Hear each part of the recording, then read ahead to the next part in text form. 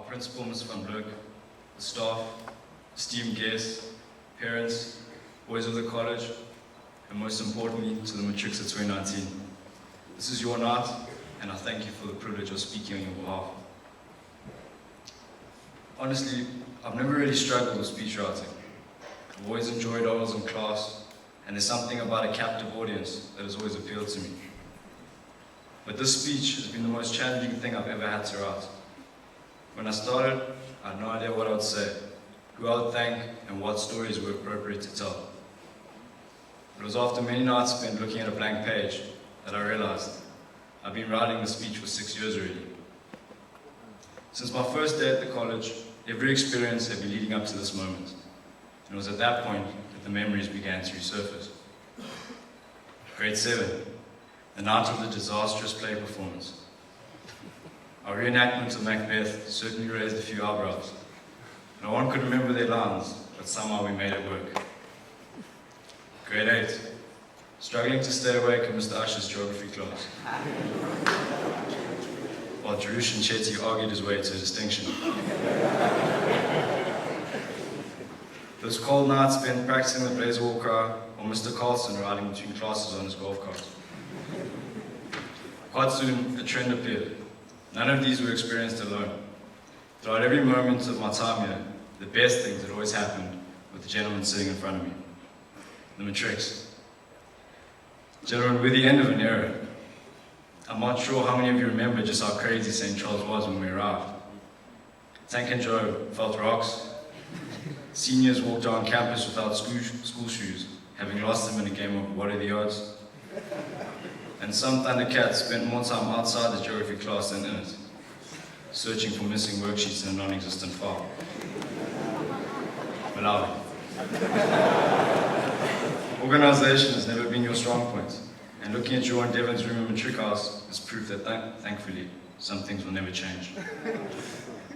But by far the craziest thing about school were the boys I shared my classes with, who never failed to entertain and ensured there was always something to distract you from how homesick you were.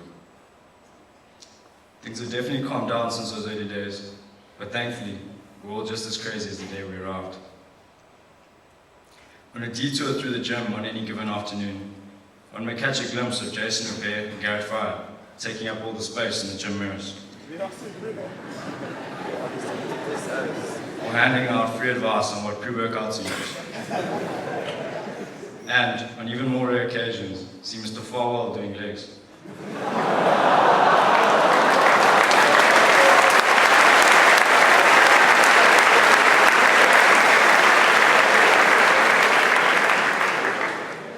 It's a surprise any learning has been accomplished by the Matrix in the last few years.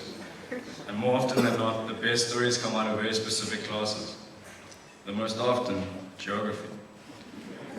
Only Mr. Holcomb could find ways to turn his stories from Frisbee tour into the perfect geography case study, ensuring we always understood how their spectacular comeback in the knockout stages explained American immigration policies.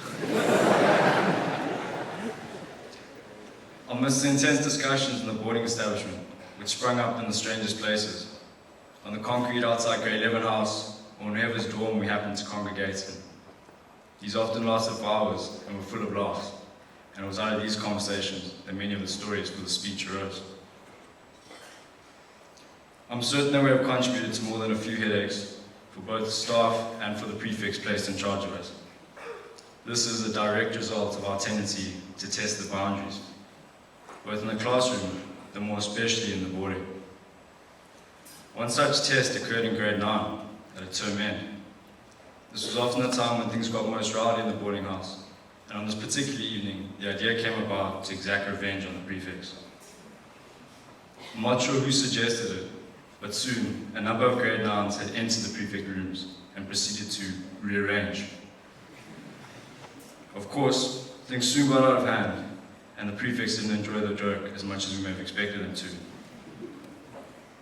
The resulting reaction saw the entire grade 9 house run screaming down the stairs and out the dorm, followed closely behind by red-in-the-face Hendrik Pretorius and Brendan Lawrence. Though we expected the chase to end, I soon found myself sprinting along Delawfield, followed closely behind by Cheese, Grady and Gurney, James House, and on his bicycle, JJ Ford.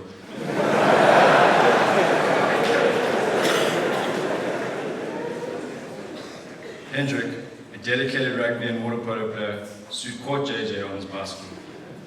I'm not familiar with the events which followed. I didn't stay to find out. Shortly after, we were out of breath walking along Harren Road, and it was at this moment that an unnamed teacher pulled up in a blue Toyota Taz. Curious to know what exactly we were doing out half an hour after lights out. Thankfully, as we attempted to get our story straight, one of the grade 10s came to the rescue, informing Mr. Stripberger that we had been at the golf bar with him and that we were returning slightly late. So, I'm not sure if you know, but to this day I've barely held a golf club, let alone played a full round. Unfortunately, not all of our tests were restricted to the boarding, and often myself, Jason Obey, and Keegan Rass found ourselves locked outside Mrs. Lown's science class, having arrived late, with or without a note. We learned very quickly that actions have consequences. One of the most challenging aspects of being a boy is understanding that you can't do everything on your own. And in learning this, I've generated an almost endless list of thanks. From the kitchen staff who keep us fed, to the ground staff who ensure we're always ready for game day, and sick bay, the mothers of the college. Thank you. The college couldn't function without your dedication. To the tricks. Gentlemen, thank you for 5 years of non-stop banter. From the creative ways you found to sleep in the exam sessions, to those long practices when it was 4 o'clock and all you needed was a laugh to keep you going. It's been an amazing 5 years with you all. I look forward to the next 5 and seeing what you make of the world. Before me sit the future doctors, accountants, entrepreneurs, engineers, professional cricketers, and maybe 1 or 2 teachers and border masters. While that might scare some, I feel secure knowing that the future problem solvers of our turbulent world are some of the most genuine and trustworthy people I've ever met, who are never afraid to laugh in the face of adversity and always have your back when it comes down to it. Teachers are often on the front line, and there's no doubt that St. Charles' one-of-a-kind nature is due quite largely to its one-of-a-kind teaching staff. Often, it is the small interactions day to day that make the greatest impact on the boys, and especially the prefects. The importance of having role models such as yourself around us every day is instrumental in producing the perfect Saints boy. This is Thorpe, whose tireless work in the front office ensures the boarders always get to where they need to go safely, and always greets with a smile. Ma'am, many times this year I've made an excuse to walk into the office, just to walk out in a better mood. Mr. Holcomb, there's no doubt that you're one of the most passionate members of staff at the college. Throughout this year, you've built my confidence in carrying out my role and encouraged me to back myself when it mattered most. You're tireless in ensuring the best possible future for us, and your influence over myself and the Trick boys will never be forgotten. Mrs. Pillay, you understand boys better than they understand themselves. Throughout this year, you have been the voice of encouragement to both myself and the prefects, and have ensured that I never went into a meeting feeling alone. Thank you for everything you have done for the matrics this year. We're all your sons, and deep down, we know you love us. I'm sure this is why no matric boy has ever done detention for outstanding maths homework. But Darby would have made it through the years without the constant support of staff and many more. This year I've been privileged to feel I was surrounded by a team, all working towards bettering the college and its pupils. In the sports department, I thank Mr. Irons and his team. Over my years at the college, I've watched St. Charles grow from strength to strength on the sports field. It is your hard work which allows us to compete against top-tier schools, and we're now more often than not the best at what we do. Mr. Riley, from the first tour around the college, I knew this was a school for me. Had not been for that walk around 8 years ago, I never would have been able to grow from the nervous grade 5 I was to the young man I am today. Mr. Van Vlok, thank you for the privilege of watching you work this year, sir. From you I've learned that often the solution to a problem lies somewhere in between what everyone else's preferred outcome would be and what you know to be best for the college. I know that one day I'll be able to put what I've learned this year to good use. Thank you for pushing St. Charles to where it is, a point to which being the leading independent school for boys in Africa is a reality, and a school which you can find the perfect balance between academics, sports, and culture. My deputies, Zukile, JJ, Reid, and Guy. Thank you for the support you've given me this year and the faith you've had in me. Thank you for the privilege of working by your side and that each of you was willing to drop anything in order to help me when I most needed it. To the prefects, it's not an easy job, but I thank you for your dedication, for staying strong till the end and helping us leave our mark on the college. To my family, I wouldn't be standing here today if it wasn't for you. Dad, St. Charles runs in my blood because of you. It has always been a part of my life, long before I entered the gates for the first time. Sleeping in your rugby jersey or wearing your cap on fishing trips, you saw in the college into me from the first day, and for this I'm incredibly grateful. You've always supported and guided my passions. I've learned from you to care about the small things that others don't recognize, because it's these things that will set you apart. You've always been the person to go to when I wasn't sure of myself, and you've guided me through this year with patience and understanding. You don't just went to sit and listen, and you're always able to make me see the opposite perspective. To my little sister Erin, thank you for always being so understanding. As I'm sure the matric boys know, I can be the most annoying person at times, but you managed to put up with me so far. And whenever we fight, you always ensure we make up. Wow. We were both so full of words, I found it hard to find what to say to you.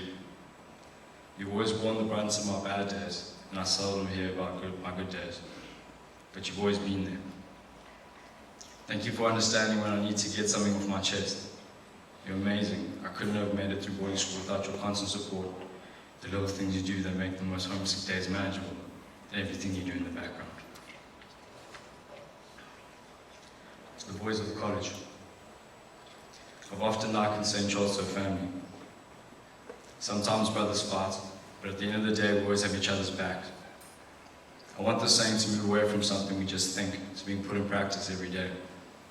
If you look at your badge, what you should see is a promise. A promise you'll always be part of something, no matter where you are in the future. That you'll always be a Saints boy, and that you'll never be alone. You're privileged to be part of writing the history of the college, and what you leave behind you every day is your choice. Why waste the opportunity you have, which most often comes down to one season, one exam. In preparation for the speech, I looked through as many same magazines as I could get my hands on. What struck me paging through them is how much the school has changed over the years. How, as the school has grown, so the magazine has thickened. What do you want to be on the cover of your Saint? What do you want to be the logo of your year? And what will the St. Charles you leave behind me? Would it be one that you would send your son to? My message to you is to enjoy every moment, every second, because one day it's your first night on boarding, your first All Boys Day, your first speech night. And before you know it, it's your final All Boys Day, last day of high school, and your very own speech night. As we sit in this arena, I think it would be appropriate to quote beloved head boy Samukele Kumar from his speech 10 years ago. Nothing can stop us now. This has never been more true. St. Charles College is writing history books and redefining what people believe is possible for a school of 520 boys. We're no longer the underdogs or that small school from Pietermaritzburg that sometimes pulls off incredible wins. We compete on world stages. Where one brother wins, we all win, because you were the one who pushed them hard at practice. And where one brother bleeds, we all bleed. As our first team cricket and basketball proved, winning is a habit. I look forward to watching this habit grow. To play on our sports fields and walk our corridors is a privilege. It's your duty as the bearers of the badge to push the college from strength to strength. What will be your legacy? St. Charles College, 5 schools, 15 grades, 850 boys, 1 college, 1 journey. It's been an honor. Thank you.